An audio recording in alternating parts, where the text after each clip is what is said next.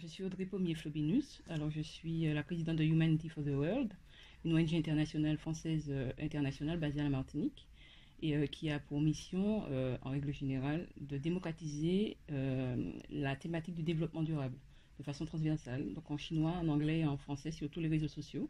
Et nous la démocratisons aussi par les actions que nous mettons en place au niveau international. Parmi ces rendez-vous internationaux, il y a Island Innovation, donc c'est dans lequel vous participez, vous Oui. aussi. Et en quoi consiste justement ce rassemblement d'îles de partout le monde? Alors, j'ai été sélectionnée justement pour ma contribution internationale sur la question du développement durable pour être ambassadrice et représenter la Martinique au Virtual Island Summit, aussi accompagnée de Laurent Cyprien. Et donc, le Virtual Island Summit est un réseau des îles insulaires. Donc, nous avons commencé, ce réseau a débuté, a démarré avec 144 îles. Aujourd'hui, que le sommet a commencé depuis lundi, nous sommes à 500 îles réparties dans le monde entier. Donc, nous attendons près de 10 000 intervenants, enfin 10 000 participants. On a 150 speakers, donc 150 intervenants. Ce sont des experts, ce sont des universitaires, des entrepreneurs, des chercheurs, et qui essaient de se rassembler autour de tables rondes, autour de réflexions pour résoudre certaines problématiques liées à l'insularité des îles dans le monde, notamment sur la question du développement durable. Et puis par rapport à notre situation par rapport au Covid-19, il est important de savoir comment s'organisent les îles, pour redémarrer leur activité économique. Certaines sont très assujetties et très concernées par la question du tourisme. Donc, ce sont des thématiques vraiment qui sont prégnantes et dans laquelle nous nous inscrivons. Il y a plusieurs thématiques, on ne reste pas uniquement sur le tourisme, il y a différents types et différentes thématiques qui seront abordées. Alors, c'est un mouvement singulier, puisqu'en fait, c'est la première fois dans la Caraïbe où émerge une dynamique vers la réponse qu'a enclenché l'Organisation des Nations Unies et ses États membres depuis 2015 à l'horizon 2030 sur la question du développement durable par la déclinaison de 17 objectifs à atteindre. Donc c'est un premier jet, c'est une première expérience de la Caraïbe pour pouvoir porter une réponse à cette question internationale de développement durable, de le réchauffement climatique, le vivre, l'habitat durable, le transport durable. Ce sont des questions qui nous intéressent et nous interpellent et sur lesquelles les îles se réunissent pour pouvoir agir ensemble. Parce qu'en fait, plus fort on est ensemble, on est plus fort ensemble. Voilà. On est plus fort ensemble. Alors, qui peut suivre ces informations? Parce que vous avez plus de 500 îles représentées, avec des fuseaux horaires qui sont complètement différents. Comment on peut justement assister et suivre certaines de ces conférences? Alors, vous allez sur le site Island Innovation et vous serez guidé automatiquement. Vous avez une interface qui se mettra en place et vous suivez. C'est traduit les réunions. Il y a près de 30 sessions qui seront déclinées dans cette semaine et les sessions sont traduites en français, en anglais, en espagnol. Certaines sont uniquement en anglais parce qu'en fait c'est un réseau il faut dire, et principalement anglophone. Et donc c'est la première fois que la France, donc par le biais de ces territoires français, accède à ce réseau international, à ce cercle de réflexion international. Donc c'est accessible à tout le monde. Maintenant, je ne vous cache pas qu'il y a beaucoup d'experts, de chercheurs, d'entrepreneurs qui se positionnent sur ces questions afin de répondre et conjointement à la problématique dans laquelle ce monde est plongé, puisqu'en fait la question du développement durable est une urgence au jour d'aujourd'hui. La population doit s'approprier cette thématique et comprendre que chacun peut faire un geste pour la planète, et parce qu'en fait c'est vital pour l'humanité. Alors, il y a des représentants également de la Martinique qui participent à cet échange. Je n'ai pas noté de participants directs de la Martinique, à part Laurent Cyprien et moi, mais chacun peut intervenir, peut venir aux réunions pour pouvoir prendre des informations et puis et savoir ensuite avoir un retour pour pouvoir agir lui-même à son échelle individuelle, nationale ou internationale. J'ai oublié ce que je voulais dire. Par exemple, Lucien Pollénor, il dit quoi? C'est un des participants? Comment ça Alors, se en passe? qualité d'ambassadeur, ambassadrice en l'occurrence, nous avons pour mission de faire remonter c'est de faire remonter les initiatives martiniquaises vers ce sommet, vers les décideurs, les experts, pour montrer que la Martinique aussi met en place des choses, met en place des actions. Donc c'est pour ça que nous avons mis en place un webinaire qui s'est déroulé le week-end dernier et qui a permis de présenter un peu certains porteurs de projets innovants et qui étaient vraiment ancrés dans la thématique du développement durable. C'est vraiment notre cœur de métier. Vous avez présenté qui alors justement sur le web, comment vous me dites? Webinaire.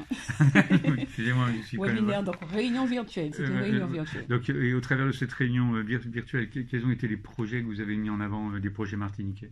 Alors les projets martiniquais, il y en a de très innovants. Donc vous avez Monsieur Emmanuel Marilus qui est connu, hein, mais qui apporte une innovation pertinente dans la Caraïbe quand on sait qu'on attend un gros tremblement de terre. Et qui risque c'est pas qui risque, mais on est sûr qu'il y aura des morts. Et si on peut limiter un peu la casse, Monsieur Manuel Marius apporte une réponse par la création innovante d'une cellule de confinement qui serait propre à chaque maison. Et chaque institution aurait une cellule de confinement dédiée justement en cas de tremblement de terre majeur, où tout le monde pourrait se réfugier et qui pourrait sauver la vie de nombreuses personnes. Parce qu'on ne sait pas quand, où et à quelle heure ça se fera. D'accord. Donc c'est Emmanuel Marie le centre que vous avez M. Polénor aussi. D'accord, et M. Polénor. D'accord. Comme je vais voir avec. Donc voilà, c'est entre autres. Attends, ne bougez pas, je vais faire une pause. Donc c'est entre autres les deux personnes, c'est ça? Ou il y en a d'autres? Il y en a d'autres. Il y a Marwan Bejgan. Marwan Bejgan et Jean-Nicolas François. Ils interviennent plus au niveau des énergies renouvelables. D'accord. C'est plus des projets de ce genre. Et ce qui est intéressant avec Marwan Bejgan, c'est que par rapport à l'ONG que je dirige, il a un projet d'électrification de zones défavorisées, comme en Haïti par exemple. D'accord, et mettre ses compétences et les miennes en symbiose pourrait déboucher sur une action humanitaire d'envergure. D'accord. Voilà. Ok, donc c'est décidé, grand public et décideurs, donc c'est montré un peu, c'est une vitrine. Oui, tout à fait. Alors justement, je voulais revenir là-dessus. Au-delà de... Alors, donc là, c'est une présentation, on voit une espèce de vitrine de ce qui se fait et ainsi de suite. L'objectif, c'est quoi? C'est que certains décideurs, ou comme vous dites, monsieur et madame tout le monde, puissent s'en imprégner et peut-être faire des actions également de leur côté, ou inciter pour que ces actions soient mises en avant et soient beaucoup plus... ou soient carrément opérationnelles, quoi. Alors, ce que vous dites est très juste, mais il est surtout intéressant le plus important dans ce sommet, c'est que les îles entrent en contact. Ils entrent en contact, alors des fois, la présentielle n'est pas forcément optimale pour pouvoir réunir 500 îles dans le monde. Mais en tout cas, le numérique permet de réaliser cette prouesse. Et à travers cette prouesse, c'est beaucoup de problématiques liées à l'insularité qui seront résolues. Donc, l'Organisation des États-Unis, c'est 193 membres, me semble-t-il, et vous avez là 500 îles du monde qui sont confrontées à des problématiques et qui parfois sont seuls. Et donc, lors de ces réunions, des entrepreneurs avec des projets innovants peuvent proposer des solutions à l'autre coin de la planète. Et c'est ça l'objectif, c'est échanger et trouver ensemble des consensus et des réponses pour pouvoir résoudre des problématiques communes, liées à l'insularité notamment. Qu'est-ce qui va se passer ensuite? Parce que là, il y a cette réunion pendant cette semaine. Qu'est-ce qui va se passer ensuite? D'autres rencontres seront apportées sur des thèmes plus précis, plus pointus?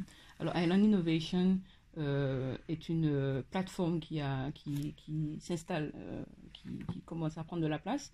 Et à mon avis, s'en suivra d'autres événements d'envergure. Donc, j'invite tous les téléspectateurs et les auditeurs à rester à l'écoute. Et nous ferons notre travail d'ambassadeur pour relayer l'information si au besoin. Voilà. Ok, merci.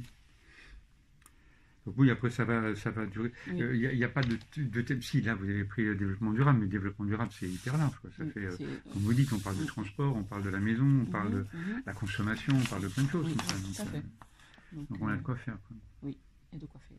Donc il faudrait peut-être inscrire dans vos rubriques un temps développement durable, savoir où on en est, quoi. Parce qu'en fait, tout le monde en envie, du développement durable. On est tous partants, mais bon, après, voilà. Comment ça fonctionne déjà? Est-ce que tout le monde sait ce que c'est? Parce que le 17 objectifs pour répondre, le développement durable, c'est un vœu. C'est un vœu fait par 193 États membres Oui. pour aller vers un monde meilleur par le filtre de 17 objectifs. Donc, le premier, c'est l'éradication de la pauvreté. Donc, il faut qu'en 2030, il n'y ait plus la pauvreté sur Terre. Normalement, c'est ça. Il faut qu'en 2030, il n'y ait plus la faim. Donc, il faudrait qu'on... Donc, voilà, c'est ça, en fait. C'est peut-être utopique, mais... c'est pas utopique, moi j'y crois.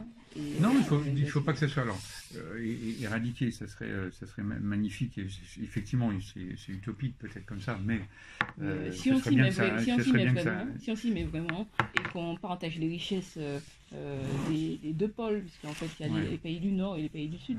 Donc les pays du Sud sont en voie de développement. Les pays Sud qui sont plus riches que ceux du Nord du Sud. Voilà. Donc on va y arriver. Je suis Audrey Pommier-Flobinus, alors je suis la présidente de Humanity for the World, une ONG internationale française internationale basée à la Martinique et qui a pour mission, en règle générale, de démocratiser la thématique du développement durable de façon transversale, donc en chinois, en anglais et en français sur tous les réseaux sociaux.